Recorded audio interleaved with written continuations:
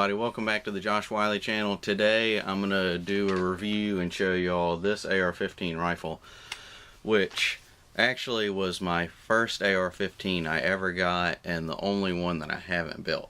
It's the Dpms AR-15 Oracle. It doesn't look like this when you get it. This is what it actually looks like. But obviously I've done a lot of stuff to this, but I really like this gun. Stuff I've told people in the past that were looking to get into AR-15s. It's easy and anybody can build AR-15, but it just my thought, when people ask me, I tell them go out and buy one of the cheaper ones first, like the Dpms Oracle. I think I paid like $500 or $600 for it. It's really cheap, one of the cheapest ones you can find. And it doesn't come with sights or anything like that on it. It's just plain and you can do whatever you want to with it. But it's real cheap, man. Most of the time I tell people before you go jumping into building one, it would be a good idea to get one already done so you can learn how everything works before you start building your own. And that's what I did, so that's what I tell people. But starting from the back, Magpul, flat dark earth, adjustable collapsible stock. Oh, and this reminds me, one other thing about the Dpms Oracle. When I bought it, everybody was telling me, oh, it's all mil-spec, it's all mil-spec. Well, those of you that don't know, you have mil-spec and you have com-spec on an AR-15. Usually you have a buffer tube that is mil-spec on an AR-15 rifle. There is com-spec buffer tube. Most of them are mil-spec, and I was told that the Dpms Oracle was mil-spec. So I wanted a different stock, and I went ahead and got a mil-spec, this one actually, and didn't check it or anything, and found out, oh, it's com-spec. So what that means is this buffer tube was com-spec, so it's actually bigger diameter than a mil-spec one. So I had to swap that out. So this is not the one that comes on the Dpms Oracle.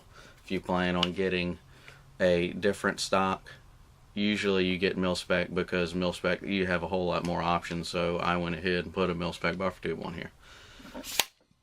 But that's new. We've got the Vortex Venom, which I did a video of that on. Some cheap flip-up, back-up sights. This is a Phase 5 electroless nickel-plated BCG. This is a little cheap aftermarket charging handle with a bigger trigger on it. Everything upper and lower is the same that came on it, except this is Talon Grip's AR-15 grip. Not the whole grip, it's the stick on. I did a video on those two, and a enhanced trigger guard. That is a I think that's a Mission First Tactical, I believe. And this is a cheap 15-inch quad rail handguard. I think I got this thing off of eBay for like 40 bucks. Something else that's cheap, which doesn't really matter. I mean, you can get cheap vertical foregrips. I mean, there's nothing spectacular about vertical grips or any other kind of grip, but I got this thing, I think, off of eBay too for like $8. It's got little inserts here that you can slide out and stick like light switches like I've got here. And this is a CV Life flashlight, and it comes with a button to push on the end or a cable with a pressure switch that I've got right here. And you can, it's got on all the time, and it's got the pressure switch where you squeeze it and it comes on, you let off, it goes off. Pretty neat. Only paid 20 bucks for that.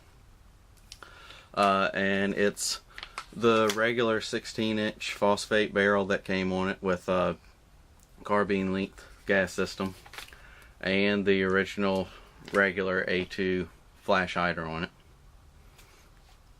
And that's pretty much it. That's this is my favorite rifle so far. Like I said, the Dpms Oracle is a great rifle. I mean, there's nothing wrong with it. If you're thinking about getting into AR-15s, I recommend you at least think about getting this before you like hop into it. But yeah, that's it. I really like the DPMS Oracle. They're not a sponsor or anything. I like that rifle, and this is the first one I got and did all this stuff too. So there it is. If you like this episode, please give me a thumbs up. Let me know your thoughts down in the comments. Please feel free to share around with your friends. And if you haven't yet, please go and get subscribed. And I'll see y'all next week.